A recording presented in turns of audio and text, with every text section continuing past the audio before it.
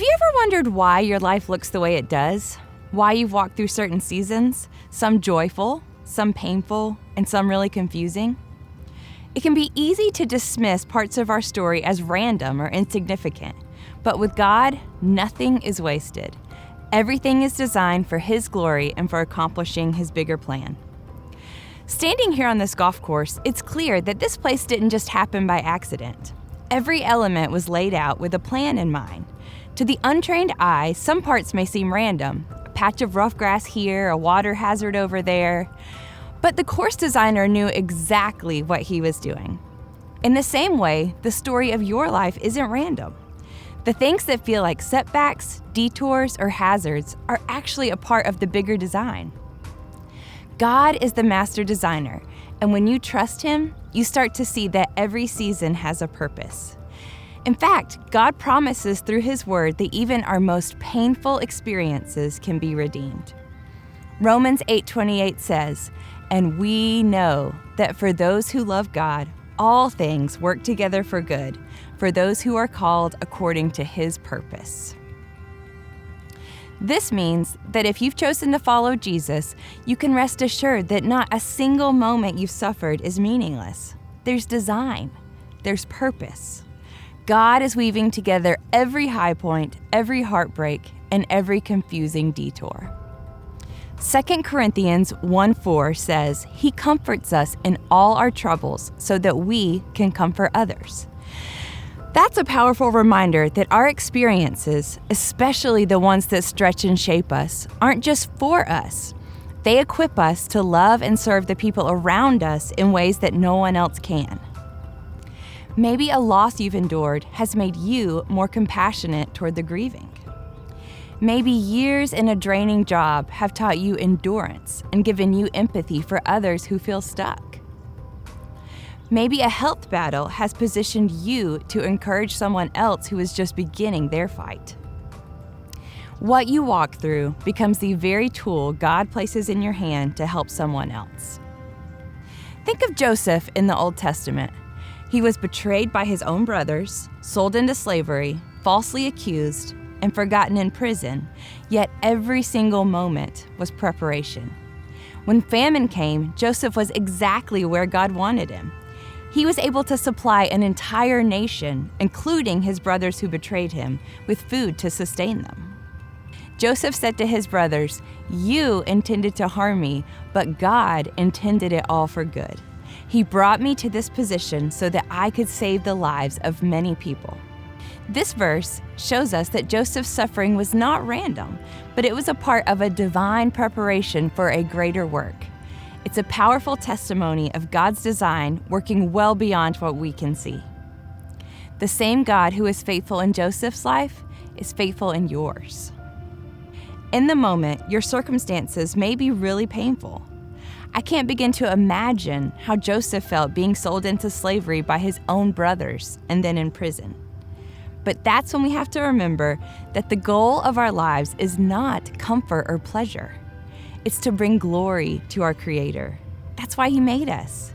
He can teach us through grief, multiply our victories, and even use our ordinary in-between days. The world doesn't need more curated copies or versions of someone else. It needs you and the experiences you've had. You've walked with God through your specific story, and that's equipped you to serve in ways only you can. God designs the details of our lives with purpose and precision, so don't hide the pieces of your story that feel too messy or too ordinary. He may be using those very chapters to bring hope to someone else. Your experiences are not accidents. They're designed to prepare you for your assignments. Well, good morning, Journey. My name is Andy Stickel.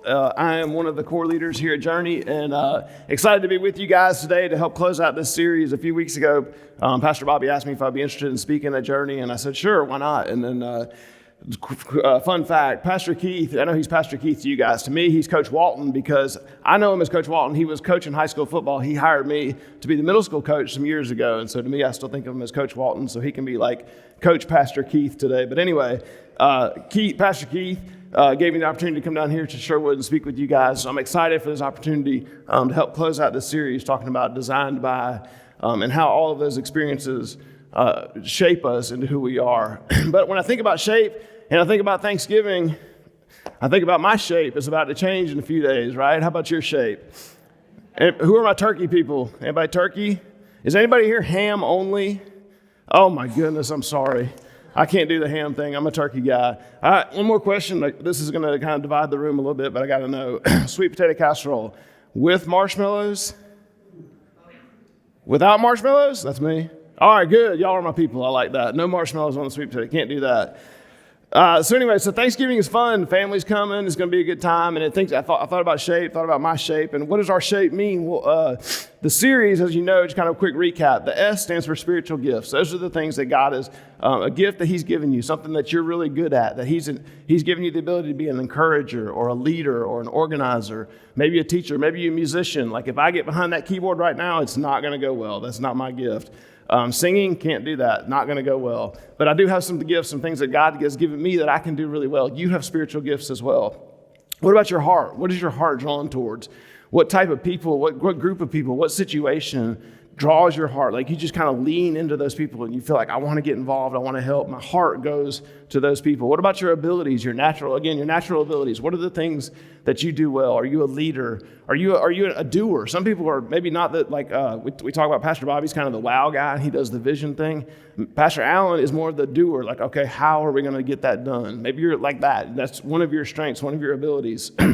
Maybe you can do, like I said, you're a musician. You got some strengths that way. Maybe you're a teacher, and you can be a teacher in our classrooms here, or classrooms on Tuesday nights when we're doing access groups. Last week, we talked about your passion. What is the thing that sort of keeps you up at night, that really gets you excited, you think about all the time? It's your passion, and you just can't stop thinking about that group or that people or that situation, or how can I get involved with it? And so as the video said today, we're going to talk about the E, which is our experiences. What are the things that you've experienced in life? And how can God use those experiences to help us shape who we are for our plan and our purpose? As you heard in the video, nothing catches God by surprise. He's allowed all these moments to happen in our lives, the good and the bad, to ultimately shape us and to mold us into who he wants us to be. He wants us to steward those moments in order to reach others, the good, like I said, the good moments and the bad moments. We've been using a book written by Eric Rees as sort of a resource for this series. And one of the quotes in the chapter about experiences goes like this. It says, "The marvelous richness of human experiences would lose something of rewarding joy if there were no limitations to overcome. The hilltop hour would not be so wonderful if there were no dark valleys to traverse. The marvelous richness of human experiences would lose something of rewarding joy. The high point, the mountaintop moments wouldn't feel quite so good if what? If there were no limitations for us to overcome. The hilltop hour would not be so wonderful if there were no dark valleys for us to traverse." So in other words, those high moments, the wins, the successes, the great moments, they kind of get balanced out, but they're also more sweet because we know some of the trials and the struggles and the difficulties and the things that we've all been through that we've had to overcome. As you think about your experiences in life, Reese, in the book, he kind of paints this picture of us walking down the hallway. So right now, kind of each one of you, think about a hallway, and you're walking down that hallway. It's a nice straight hallway, and on both sides of the hallway, there are these different pictures. One side of the hallway has pictures of all the good moments, the positive moments, the joyful moments, the experiences, the things that you look back and you smile and you remember and you think about positively. What are those great experiences in your life? On the other side of the wall, the other side of the hallway are those negative ones, the challenges, the struggles, the difficulties. What are the things that we've really, really had to go through that just maybe scarred us? Maybe something that happened to you or you were a part of, and it really becomes like a negative, difficult, challenging moment. And today we're going to talk about how we can use those moments, the good ones and the bad ones, and then even the in-between, like the hallway itself, the mundane, the routine, the things that we normally just do in our lives. How can we use those things, or how can God use those things to help develop our shape, to use our shape, and then ultimately for his plan and his purpose? For some of us, when you think about your experiences, you think about your moments, some of us have childhood moments Back when you're in elementary school days, you have childhood things that happen or things you went through, and it just sticks with you all the time. You just can't, maybe it's a good thing, maybe it's a bad thing. For me, I remember my parents, I remember when my dad told me they were going to get divorced, and I was 10 years old. And I'll never forget sitting on my back porch and just crying and thinking, how did this happen? What happened? Why are my parents getting divorced? What did I do something wrong? Like, just trying to figure out what happened in that moment. It's one of those things, one of those portraits on my hallway in my life. Maybe it's the pain and the thrill of adolescence, and there's some things in middle school or high school that you went through that were really great moments, really powerful moments in your high school days or middle school days that were really fun. Like I said, Coach Walton, Pastor Keith, hired me to coach middle school football. I didn't know anything about coaching middle school football. I didn't know anything about middle school boys until I started doing that. It was crazy town, like the sixth graders going up to like eighth graders and just all the stuff, the testosterone and the growth and all the things. But there were moments in those kids' lives, and those, on from middle school on up into high school. What are your moments? What are your experiences? What are the times that really stick out to you? Maybe it's past high school and into adulthood, young adulthood, kind of middle age, and then on into senior adulthood. Like, what are the moments and the experiences that you've been through that could be used by God as part of your plan, part of your purpose, part of your shape to tell your story, and how can that be turned into a ministry? Like we said in the verse earlier, Romans 8:28, it says, and we know that for those who love God, all things, both sides of the hallway, you're walking down, you see the good, you see the bad. We know that all things work together for good, for those who are called according to his purpose. What are those all things? What are both sides of your hallway, your experiences? What are some things that you've been through that could be used for a ministry? We're going to talk about the mountaintop moments, the good moments, the highlights. We're going to talk about the misery, the challenges, the struggles, the difficulties. What are those things, those things that you have been through that could be used as a ministry? As you think about your life, also think about it maybe in different categories. Think about it, maybe it's a little bit, kind of feels like one big ball. Maybe it's easier for you to think about it in different categories. What are some things that you've personally been through, personal struggles, personal challenges, personal highs? Maybe like I said, maybe in the video like I talked about, a medical situation or a health situation, that it was a valley and it was a challenge and it was a struggle, and then you went through it and you grew and you got to the other side of it. How could that personal struggle be used as a ministry? Maybe it's vocationally in your career path and your jobs, and maybe you got, you started a business and it went really, really well, and you have a success and a mountaintop moment from that. Maybe it's not. Maybe you started a business and you tried something and it didn't go well and it fell apart and it became a painful memory in your life. How could that be used as a ministry? What about relationships? What about your marriage? What about your relationship with your kids? What about your relationship with your parents? How could that be used? Is it good? Is it doing well? I told y'all Thanksgiving's coming. We only got like 4 days, okay? People are coming to our houses, or you're going to somebody's house. So we're all about to be around, grandma and grandpa, aunt, uncle, cousins, nieces and nephews. How are those relationships in your life? Are they positive relationships? Are they things that you could build on and be something to be proud of and show other people? If you have a great and successful marriage and it's going really well, is that something that God could use to help other people who are trying to, maybe thinking about getting married, or maybe they're early on in their marriage? Are those things that you could use in relationships that could be used as a ministry? What about educationally? What about your school background, things that you accomplished in school? I know for a lot of us, I say school, and it's like, I don't want to talk about school right now. Maybe that's a painful thing. Maybe your school education thing is a painful valley or a struggle or a challenge to go through. I know there are people in this room who were the first person in their family to graduate high school. Man, that's a mountaintop moment. That's huge. That's awesome. I know people who were the first person in their family to attend college. That's huge. That's a great moment. That's something to be proud of. How did you do that? You graduated college. That's a big deal. Those are the kinds of things that you can think about in your life in different categories. And then the last one, just thinking spiritually, like in your spiritual walk with God. Where are you in that? Are you going through a valley right now? Are you going through a mountaintop right now? Where's your spiritual relationship? And how is your relationship with God been? Because that is also a category, it's an area, it's a part of our lives that we can think about as we think about walking down that hallway, the good moments, the positive, the exciting, and then also the negative, the struggle, the challenges. So let's talk about your mountains. Let's talk about the good side first, right? Everybody would rather do the good side than the bad side. Think about your mountains. Think about your highlights. Think about your experiences, your relationships, your businesses, your career, your path. What are those moments that come to mind when I talk about your mountaintop moments? We're going to look at a story of a guy in the New Testament, in the book of Acts. And so this is an interesting story. It's a story you've probably heard before. This is the book of Acts, so this is after Jesus has come and gone. He's done his whole thing. And the disciples are doing what they're supposed to be doing. They're supposed to be making disciples of all nations, right? So they're doing what they're called to do. Now, people weren't called Christians back then. That wasn't really a thing. They were just called followers. And they were like followers of the way. Well, on the other side, you had this guy named Saul. And he was the opposite of the followers of the way. Matter of fact, he wanted to wrap them all up, tie them up, and eliminate them. He was opposite of the followers of the way. He wanted to challenge that and eliminate that. He saw this as a threat, and he was going to take it out. So let's look at Saul and his mountaintop moment. This is Acts chapter 9, verse 1. It says, "But Saul, still breathing threats and murder against the disciples of the Lord, went to the high priests, and he asked them for letters to the synagogues at Damascus, so that if he found any belonging to the way," these were followers of the way, "men or women, he might be able to bind them up and bring them to Jerusalem." So he was, again, on the opposite side of this, right? Let's see, verse 3.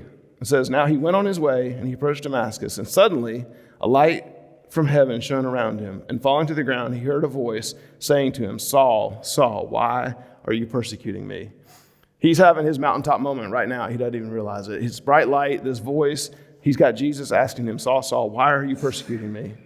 Let's see, verse 6. "And he said," this is Saul, he responded, "Who are you, Lord?" And he said, "I am Jesus, whom you are persecuting. But rise and enter the city, and you will be told what you are to do." Saul has an encounter, has a mountaintop moment. This is a life experience that changes his life. Verse 7, this is the biggest understatement of the year right here. Verse 7, "The men who were traveling with him stood speechless." I bet they did. "Hearing the voice, but seeing no one." Imagine being one of the other guys with Saul, right? The loud, bright light, loud voice. What is happening? What is going on? All of a sudden it stops. Saul rose, verse 8, Saul rose from the ground, and although his eyes were opened, he saw nothing. So they led him, his friends, led him by hand and brought him into Damascus. And for 3 days he was without sight and neither ate nor drank. Okay, so Saul, opposite of the way, he's going to go do his thing. Mountaintop moment, Jesus stops him in his tracks. Here's the other part of the story. Verse 10 says, "Now there was a disciple at Damascus named Ananias. The Lord had said to him in a vision, 'Ananias,'" who he calls his name. And Ananias responds, "Here I am, Lord. I'm here, God. What do you need me to do? I'm one of yours. I'm a follower. I'll do what you need me to do." And the Lord said to him, "Rise and go to the street called Straight, and at the house of Judas, look for a man of Tarsus named Saul. For behold, he is praying, and he has seen in a vision a man named Ananias. Come in and lay his hands on him so that he might regain his sight." "Ananias, I got something for you I need you to do." Ananias at first had said, "Here I am, God. I'll do it." He tells him his marching orders. If you don't think the Bible is funny, read this. Verse 13, "But Ananias answered, Lord, I've heard from many about that guy. I know who you're talking about. And how much evil he has done to you, done to your saints in Jerusalem." And verse 14, like he has to remind God.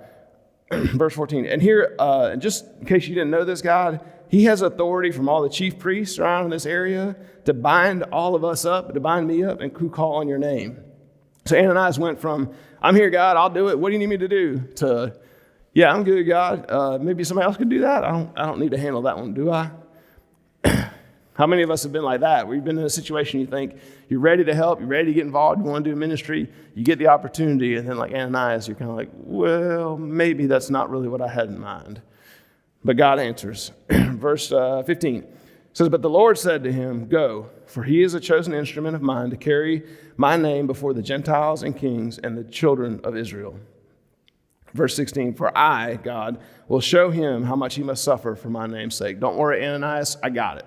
Just do what I'm asking you to do your part, play your role, and I'll take it from there. So Ananias, verse 17, departed, entered the house, and laying his hands on him, he said, "Brother Saul, the Lord Jesus, who appeared to you on the road by which you came, has sent me so that you may regain your sight and be filled with the Holy Spirit." Verse 18, "And immediately something like scales fell from his eyes, and he regained his sight. Then he rose and was baptized, and taking food, he was strengthened. For some days he was with the disciples in Damascus."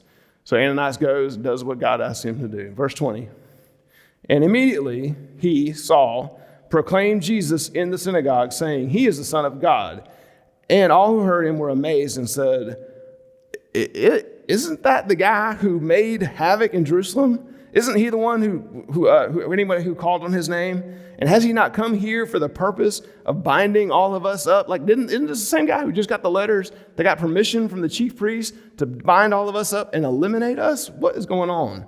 But Saul increased all the more in strength, this is verse 23, and confounded the Jews who lived in Damascus by proving that Jesus was his Christ. Saul's entire life, his mountaintop moment changed. He went from being on the opposite side of this, where he was trying to eliminate it and get rid of it, bind it up. He said, nope, now not only am I on the team, follow me. I want to lead the team. And we know from where Saul, from this point forward, Saul becomes a huge instrument in from God to reach that area. We know that he took on planting churches and all around the Mediterranean rim through that time because of a mountaintop moment. Saul's entire profession, his passion, his purpose was all impacted in that mountaintop moment. Again, what about you? What about your hallway? What about your positive experiences? What about the things that are going really, really well in your life that could be something you could be proud of? How could God use that? Did you start a business that went well? Did you start a business that didn't go well? Let's talk about the other side of the hallway. Let's talk about the misery. What about the struggles? How can we turn our misery into ministry?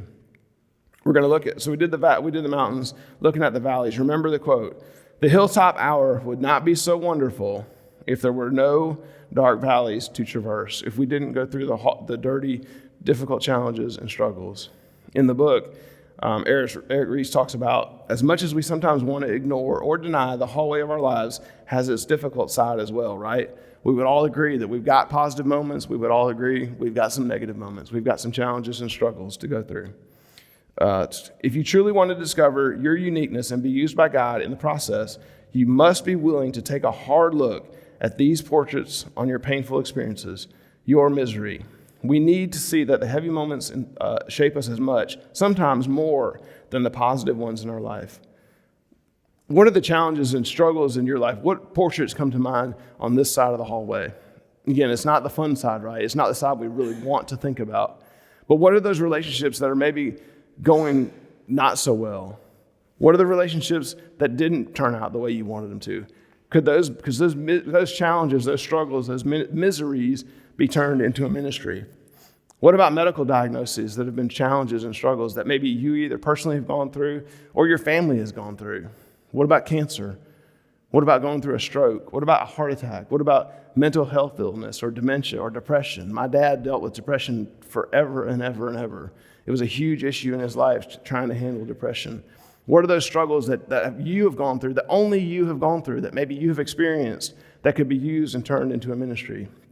What about a miscarriage? An incredibly painful thing for a couple to go through in miscarriage. Some families, some people that I know have gone through several miscarriages. Like, it's a pain I can't even imagine how that feels. What about you? What are your stories? What are your things that you've gone through? What about bankruptcy or financial stress right now, right? Everything is going up and up and up. It costs more and more and more to live. What are the things that you've gone through that could be turned into a ministry? What about getting fired from a job? That's me. I've been through that experience. I know what that feels like. How can I use that as something that God could turn into a ministry to help somebody else who's maybe gone through being fired, or maybe you didn't get fired, maybe you didn't get hired for the job that you wanted? What about losing a loved one? What about losing a parent, a grandparent? What about losing a child or a spouse and they're gone forever? And those pains, those difficult challenges on that side of the hallway, we don't want to think about. But those are the things that help to shape us and guide us and lead us. Remember our verse from Romans chapter 8, verse 28. And we know that for those who love God, all things work together for the good of those who are called according to his purpose. I'm going to read one more from the New Testament. This is 2 Corinthians. This is chapter 11. It says, 5 times I received at the hands of the Jews 40 lashes less 1. That's 39 for those who aren't good at math like me. 3 times I was beaten with rods. Once I was stoned. 3 times I was shipwrecked. A day and a night adrift at sea. On frequent journeys I was in danger from rivers, from robbers, from people, from danger from Gentiles, danger from city, and danger in the wilderness and sea, false brothers, and toil and hardship, many sleepless nights, in hunger, thirsty, often without food, in the cold. You know who wrote all that? Paul. Saul, the guy that we knew that was Saul the executioner that was trying to eliminate and destroy the followers of the way. It's the same guy. He had a mountaintop moment, but he also went through these times, these difficult times without food, in the cold, hungry, thirsty. He had challenges that were real human experiences and challenges that he was able to turn into a ministry. What are some things that we could turn into ministries as well? And what in our misery could we turn into ministry as well? And finally, I want to talk about the mundane. I want to talk about the middle part of the hallway. We talked about some of the good things, some of the positive moments and positive experiences. And we talked about some of the negative things and the challenges, what those things look like, different opportunities or experiences that only you have that you could share. But what about the middle part? What about the routine, kind of the everyday part of your life? 1 Corinthians chapter 10, verse 31 says, "So, whether you eat or drink, or whatever you do, whatever is part of your normal routine, whatever is your normal day, whatever you do it all for the glory of God." So even in those mundane things, sometimes they're just part of our lives. You don't really think about them as really positive or really negative. They're just kind of in the middle.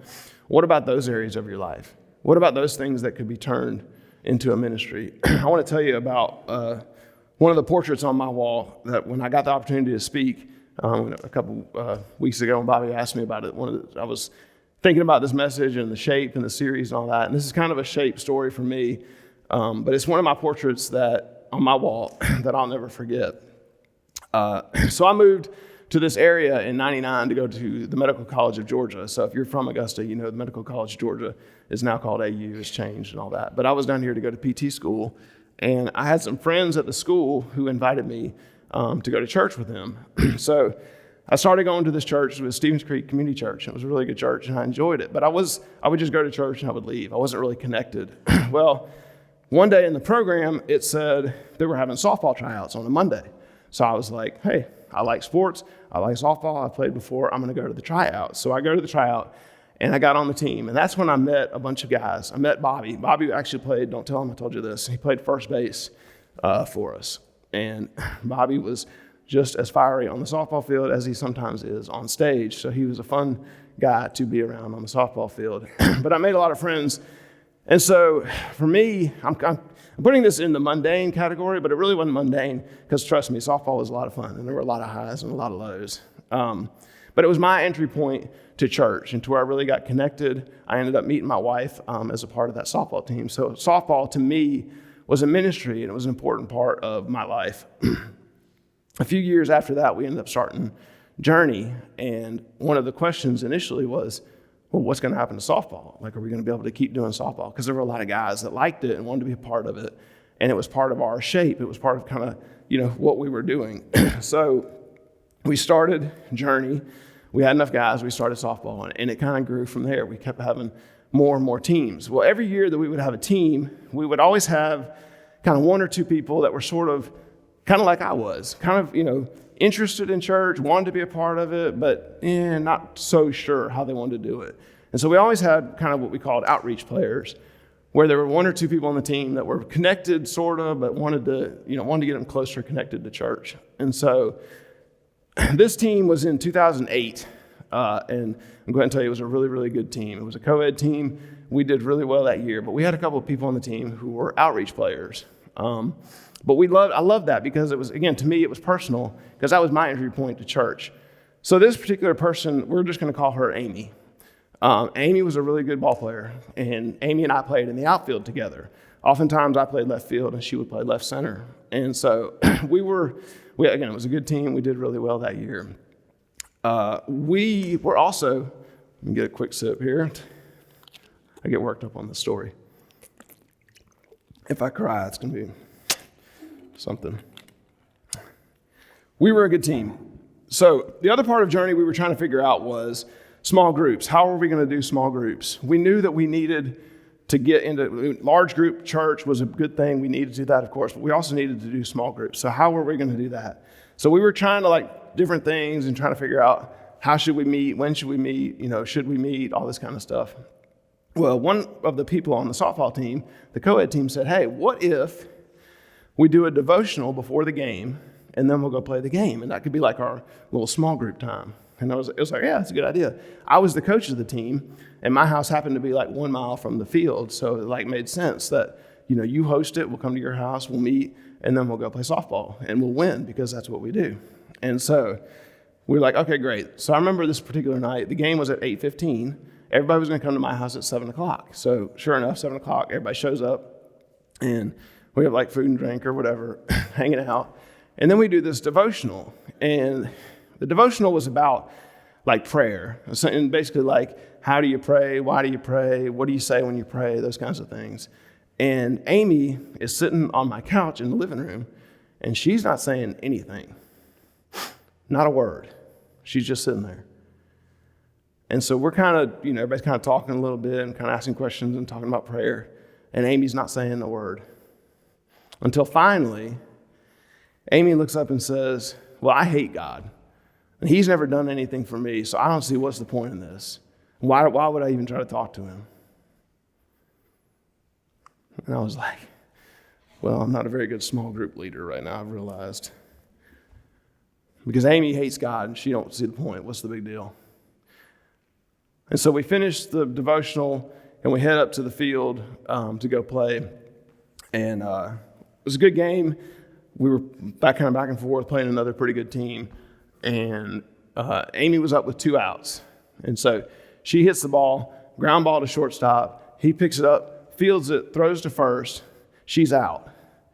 As she's coming across the base, she hits the base and yells the loudest cuss words you've ever heard in your life at Patriots Park, wearing her Journey shirt, hating God.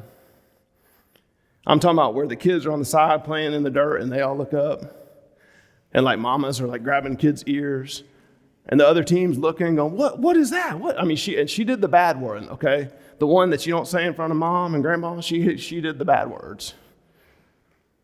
Loud. In front of everybody. And so that was the 3rd out. And so I was in the dugout at the time. And so like in softball and baseball, you do this thing like where when you make the 3rd out, you get the other person's glove and you take it to them. And remember I told you, Amy and I, we played in the outfield together. So as soon as I can remember, like it was yesterday, as soon as this happens, the whole dugout looks at me because I'm the coach. And Amy just blew it bad, wearing her Journey shirt in front of everybody. And so they look at me like, what are you going to do, coach? And I said, well, give me her glove. And so I go out of the dugout, and she's going we were on the third base side, so she's on the first base side, and she's going across towards left field. And I have a glove, and I come up alongside Amy, and she's boiling mad. And she says, so this is when you kicked me off the team, right? And I said, of course not. Why would I do that? And I tossed her glove. And we kept going on out to the outfield. And she played left center, and I played left field, and we finished the game, and we won the game. And she left. As soon as the game was over, she got out of there. And so we did like the whole handshake line and all that stuff, and we were leaving. And I was thinking about Amy's situation, because here's the whole Patriots Park had no clue that Amy had sat on my couch an hour before the game talking about how much she hated God, and she didn't see what's the point in talking to him. But our team knew that. I knew that. And she knew she screwed up. It was obvious, right? I mean, like I said, she said the bad word that you don't say. The last thing Amy needed was for me to blow her up and blast her in front of everybody, right? So she said, you're going to kick me off. And I said, of course not, and gave her glove, and we go out and finish the game. And I'm walking out to the parking lot thinking about all that. And I look up, and Amy's still sitting there in her Jeep because she's got a dead battery.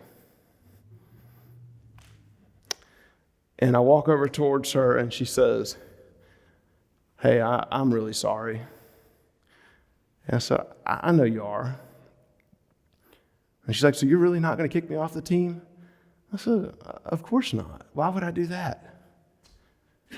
Because in my mind, Amy, you're right where you need to be. This is where you need to be. You need to be a part of this. And she said, well, nobody's ever done that before. And I said, well, Amy, we all screw up. I mess up every day. And so I happen to have jumper cables in my truck. I always do. My parents made me do that. So make sure you got jumper cables in your truck. So I get my jumper cables and I jumped the car off, and she left and we went home. But I think about that story all the time because, Journey, there are people out there who are hurting. There are people out there who hate God and see, what's the point? Why would I pray? Why would I talk to him? What's that going to do? You have a shape. You have spiritual gifts. You have a heart. You have abilities. You have passion. You have experiences that no one else has. And guess what, Journey Sherwood? You are plan A and there is no plan B. We are God's plan to reach this world. I would love to give you a great happy ending with Amy and tell you, that we prayed together and she got saved. I can't tell you that because I don't know what happened. Amy was a military. She was part of the military. She was here back when it was called Fort Gordon. She got transferred out soon after the season, and I never saw her again. So I don't know I can't tell the end of the story. All I can tell you is, at one point she sat on my couch talking about how much she hated God, and what's the point, and why would I even talk to him? And then she blew it big in front of God and everybody at Patriots Park.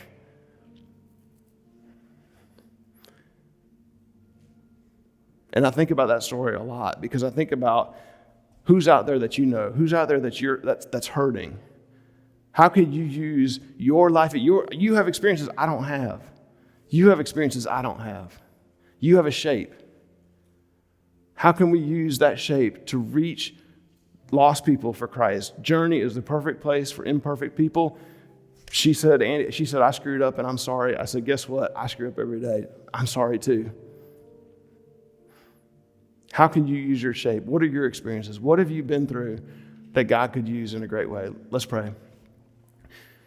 Father God, we love you. We thank you for this day. We thank you for this time. We thank you for this church. God, I thank you for the people of Journey Sherwood. I thank you for the people of Journey and the opportunity that we have, God. Each one of us has a unique shape, spiritual gifts. We have a heart. We have abilities. We have passion. And we each have experiences, positive experiences, great experiences, and we have negative. We have challenges. We have difficulties. We have struggles. But God, we can use those. We can each use our shape for your plan, for your purpose. We can turn those moments, those times into ministry for your kingdom, God. And I just pray that especially as Thanksgiving approaches this week, we have opportunity with family and friends, some that we don't see very often during the course of the year. God, there's great opportunities coming for us in the next few days. And I just pray that you would guide us and lead us. In Jesus' name, amen. I want to thank you again for your opportunity to speak today. Candace has got a few closing remarks. Thank you, Andy.